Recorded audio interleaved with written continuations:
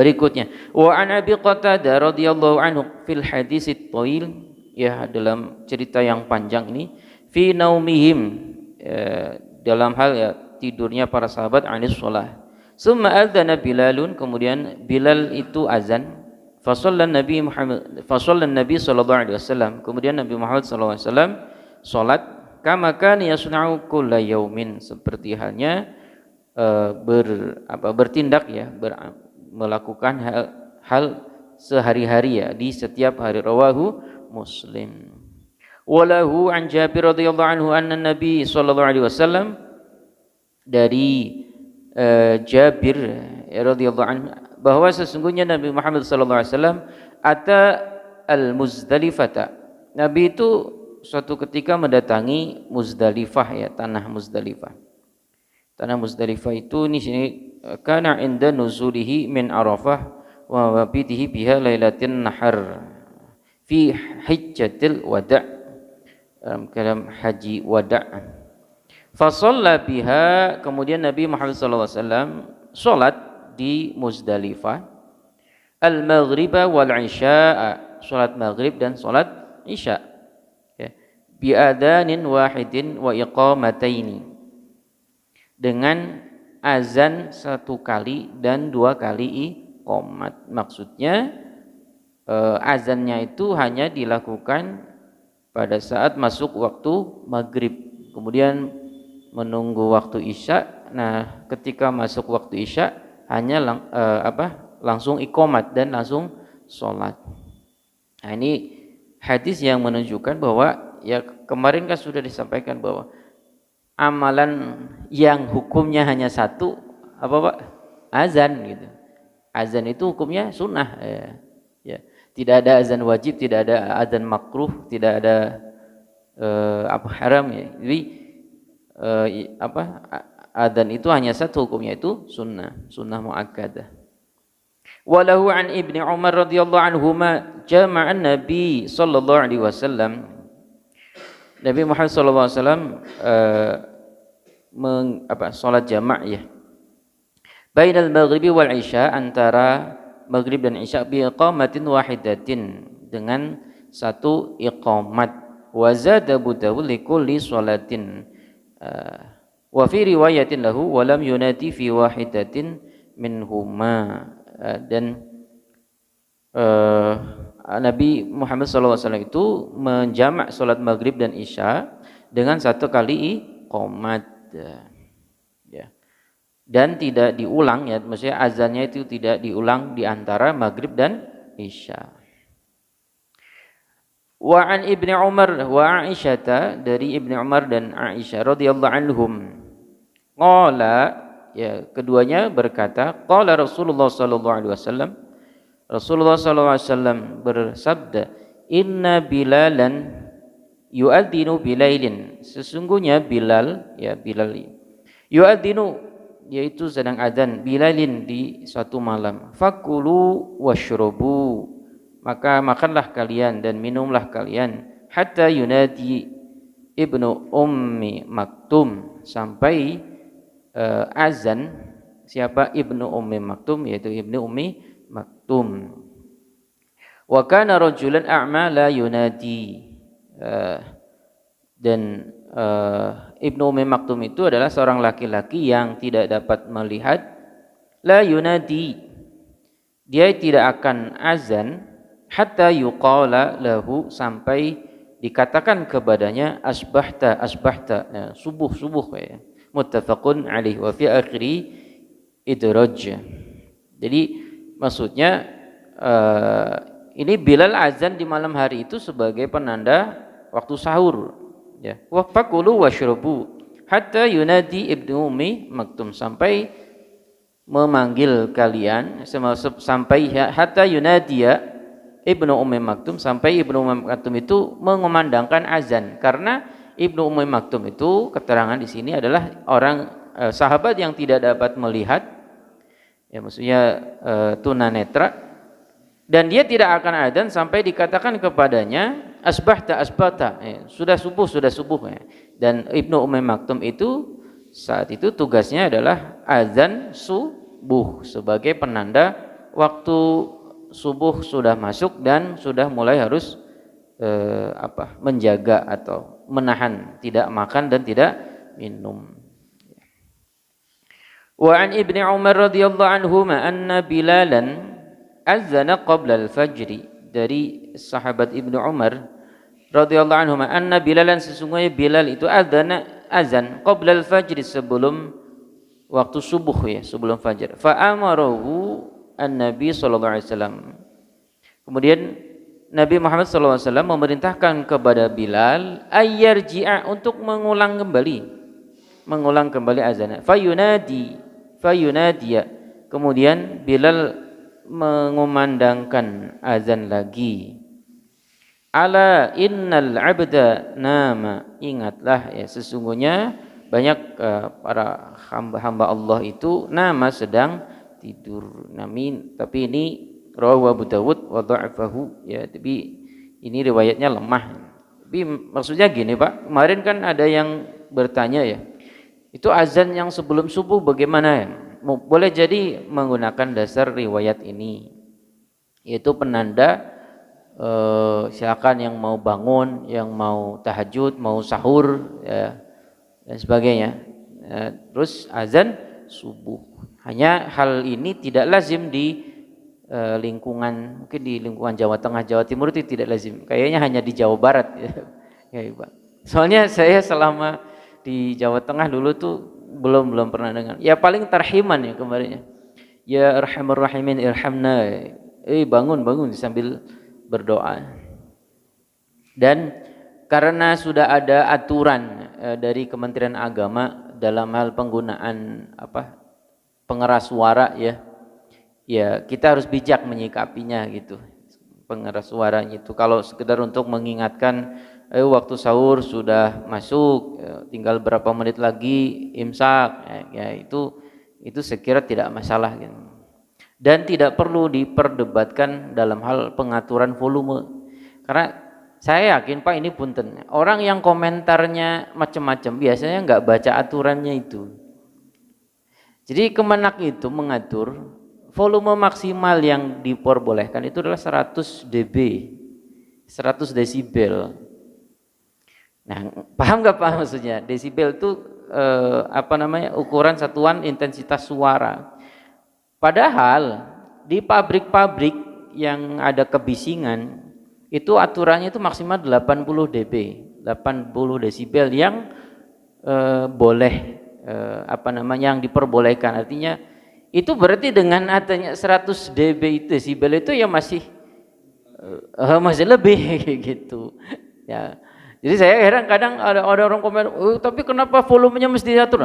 Sok baca dulu karena kadang nggak dibaca aturan itu dan sudah langsung keburu kemakan media media mainstream, misalnya penggiringan media agar tendensius membenci pemerintah. Ini mohon maaf ya, maksudnya karena ya kalau pelajarannya itu adalah jika ada isu-isu hal apapun ya tabayan dulu lah, ya baca dulu info lengkapnya gitu, yang resmi.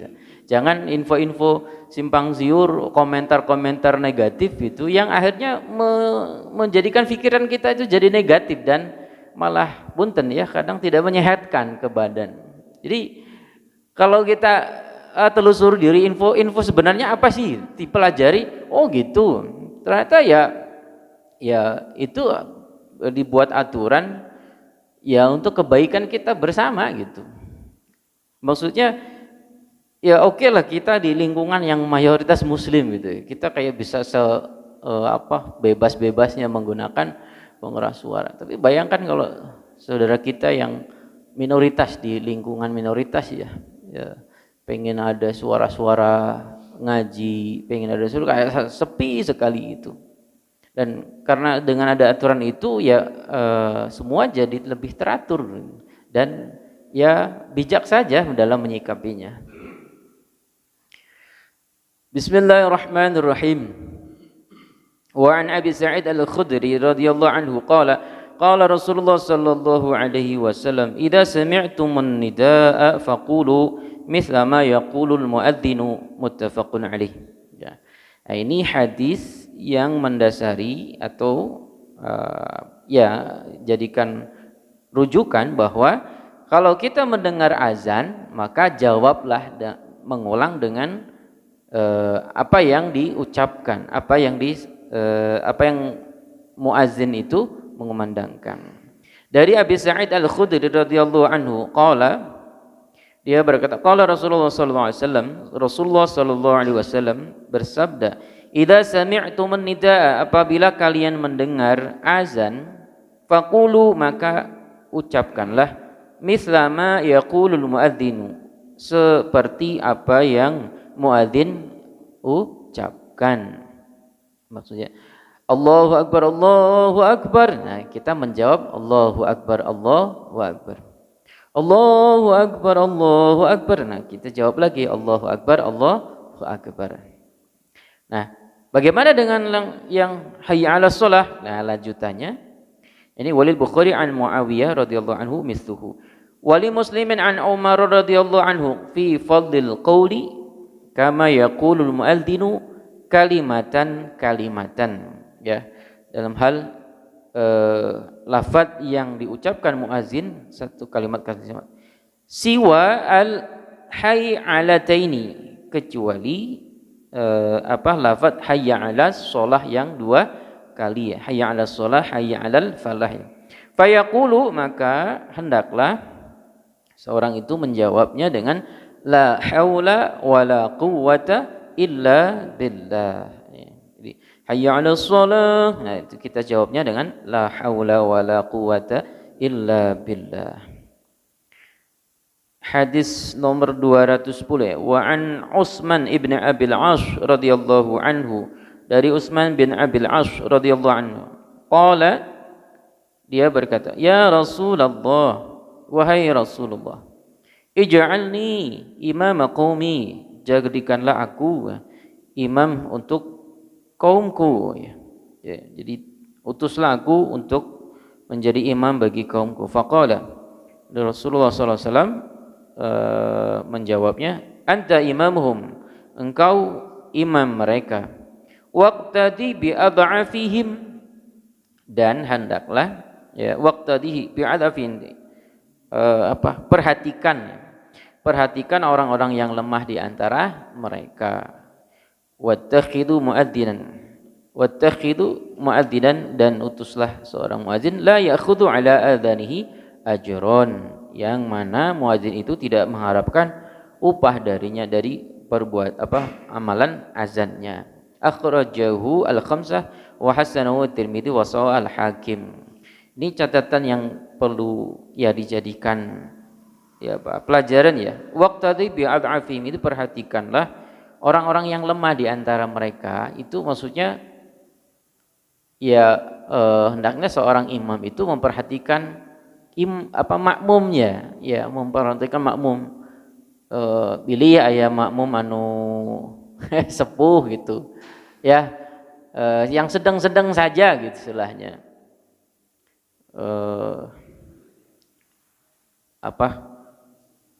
Panjang teuing atau lama teuing juga kurang bijak ya. Cepet teuing, gancang teuing juga kurang bijak ya. Baru mau sujud, Allahu Akbar, kaget ya. Atau lama sekali membacanya panjang. Ya ini pelajaran juga bagi saya pribadi terutama gitu. Jadi ya segala sesuatu juga proporsional istilahnya, proporsional. Wa an Malik ibn al-Hawaris radhiyallahu anhu qala lana an-nabi sallallahu alaihi wasallam, dari Malik bin Huwairis, dari Malik bin Huwairis radhiyallahu anhu qala lana an-nabi sallallahu alaihi wasallam, Nabi Muhammad sallallahu alaihi wasallam berkata kepada kami, idza hadaratis salatu falyu'adzin lakum ahadukum, apabila telah masuk ya waktu salat, falyu'adzin maka hendaklah azan ya lakum untuk diri kalian semua, ahadukum ya salah satu di antara kalian semua. Maksudnya kalau ada orang banyak ya masuk waktu sholat ya adzan gitu kalau ada yang mampu ya. Akhrajahu as-sab'ah. Ya maksudnya ini kalau di masjid ya alhamdulillah ada yang azan. Kalau misalkan di perjalanan ya sekiranya rame-rame banyak ada yang mau adzan ya silahkan dipersilahkan azan. Di laguan mau ya mangga silakan mau di lagu monggo mau tidak juga nggak apa-apa gitu. Kan azan itu dua kali ya Allahu Akbar Allahu Akbar Allahu Akbar Allahu Akbar itu. Asyhadu an la ilaha illallah asyhadu an la ilaha illallah ya. Seperti itu dan seterusnya sampai la ilaha illallah. Itu kan apa namanya? Ya untuk mengamalkan sunnahnya. Wa an Jabir radhiyallahu anhu anna Rasulullah sallallahu alaihi wasallam qala li Bilalin, bahwa sesungguhnya Rasulullah sallallahu alaihi wasallam bersabda li Bilal kepada Bilal, idza adzanta fatarassal wa idza aqamta fahdur waj'al baina adzanika wa iqamatika miqdara ma yafrughul akilu min aklihi. Al hadis rawahu Tirmidzi. Tapi wa dha'afahu, ya ini meskipun riwayatnya lemah ini menjadi ukuran ya apa namanya? Ya ukuran jeda waktu antara azan dan iqamat. Idza adzanta, apabila engkau azan wahai Bilal, fatarassal maka pelan-pelanlah. Ya maksudnya ya azannya jangan gugup-gugup misalnya. Wa idza aqamta fahdur, dan jika engkau iqamah fahdur ya agak dipercepat, maksudnya yang nadanya itu datar ya agak cepat. Waj'al baina adzanika, dan jadikanlah di antara ke azanmu, maksudnya wa iqamatika dan iqamatmu, miqdara ma yafrughul akil, sekira-kira atau kurang lebih waktu seseorang itu selesai makan ya. Min aklihi, dari hidangan makannya. Orang kalau makan itu berapa lama Pak kira-kira? Standarnya 10 menit ya, 10 menit. Jadi ya pun juga ini bisa diatur ya, maksudnya waktu azan itu bisa dikira-kira atau diatur, jeda iqamat diatur ya 10 menit gitu. Kalau misalkan waktu sholat sunnahnya itu muakkad ya, contohnya sholat subuh ya, sholat sunnah qobliyah subuh itu kan muakkad gitu ya. Ya kalau mau memberi kesempatan bagi orang yang datang terus agar bisa melaksanakan sholat sunnah qobliyah subuh ya boleh agak diperlama, misalkan 12 menit atau 15 menit. Tapi kalau sudah di setting sholat ya nggak apa-apa gitu. Kalau terus misalkan jeda antara yang ada sholat sunnah muakkad zuhur ya, kasih jeda 10 menit gitu. Jeda ini penting dan ini menurut hemat sudah bagus. Apa maksudnya? Kalau nggak ada jeda, tidak ada patokan, ya punten ini, mohon maaf gitu. Kadang yang lain udah siap, udah datang duluan, udah sholat sunnah, seseorang belakangan datang langsung langsung sunnah, padahal udah mau habis istilahnya. Yang sebenarnya namanya lagi kalau mau melakukan sholat sunnah qobliyah itu boleh saja gitu, mangga saja. Tapi ya namanya istilahnya apa ya, kepekaan ini di sini ya Pak ya, kepekaan ketika orang sudah lama menunggu dan pengen cepet-cepet sholat berjamaahnya dimulai, karena boleh jadi ada alasan waktunya mepet, dia lagi tergesa-gesa, lagi gugup gitu ya, tapi pengen tetap sholat jamaah. Nah, itu harus bijak di sini. Karena orangnya banyak ya Pak ya. Ini salah satu hal juga kenapa tadi Rasulullah itu menghimbau waqtadi bi'ad'afihim ya. Waqtadi bi'ad'afihim, dan perhatikanlah orang yang lemah di antara mereka. Sebenarnya bukan dalam hal lemah fisik juga, Pak, tapi lemah dari sisi waktu. Ya, Pak ya. Coba perhatikan kalau yang Jumatan di sini. Apa iya orang yang jamaah Jumatan di sini punya waktunya luang semua? Kan boleh jadi ada yang meninggalkan dagangan, ada yang mau nganter keluarganya, ada yang mau urusan lain, urusan segala macam-macam. Ya, nah, gitu. Jadi di sini yang namanya peka ya, kepekaan itu timbul dari ya kita sendiri yang merasakan boleh jadi ada orang yang punya keperluan lain, boleh jadi ada orang yang punya kepentingan lain gitu. Jadi kalau misalkan bahasa Jawanya ke rumongso gitu. Kalau merasa datangnya telat, terus lihat waktu jeda iqomatnya tinggal 1 menitnya, wayah nawe diem saja, nggak usah sholat sunnah gitu. Karena sebentar lagi iqomat. Ukuran sholat sunnah mungkin kalau masih 2 menit masih cukup lah, baca falak bin nas gitu masih cukup gitu. Tapi kalau misalkan tinggal 50 detik di sini, ya sudah nggak usah sholat sunnah karena udah mau qomat, apalagi yang mau qomat udah berdiri di sini gitu. Itu Pak. Ya Pak ya. Ini pelajaran, maksudnya pelajaran bagi kita yang namanya kalau memang misalkan ya saya nggak pengen meninggalkan sholat sunnah rawatib, boleh, tapi ya wayahna harus datang cepet-cepet, agak dulu. Atau kalau mau melakukan di rumah silahkan, ya, seperti itu. Ya, jadi saya lebih milih sholat sunnah qobliyah subuh di rumah saja. Jadi kesini langsung ikut berjamaah, nggak apa-apa, silahkan seperti itu. Doa azan ya. Bismillahirrahmanirrahim. Wa an Jabir radhiyallahu anhu anna Rasulullah sallallahu alaihi wasallam qala man qala hina yasma'un nidaa, barang siapa yang mengucapkan ketika mendengar azan, Allahumma rabb hadhihi da'wati tammah was salatil qa'imah ati Muhammadan wasilatah wal fadilah wa ba'athu maqaman mahmudan alladhi wa'adtah halat lahu syafa'ati yaumal qiyamah, akhrajahu al-arba'ah. Ya, ini doa setelah mendengarkan azan ya Pak ya, insyaallah sudah pada hafal. Ini halat maka tetaplah lahu baginya apa, syafa'ati pertolonganku dari Nabi Muhammad SAW yaumal qiyamah pada hari kiamat, akhrajahu al-arba'ah. Ini Imam 4. Dan dalam riwayat lain tambahnya innaka la tukhliful mi'ad bi rahmatika ya arhamar rahimin. Allahu a'lam.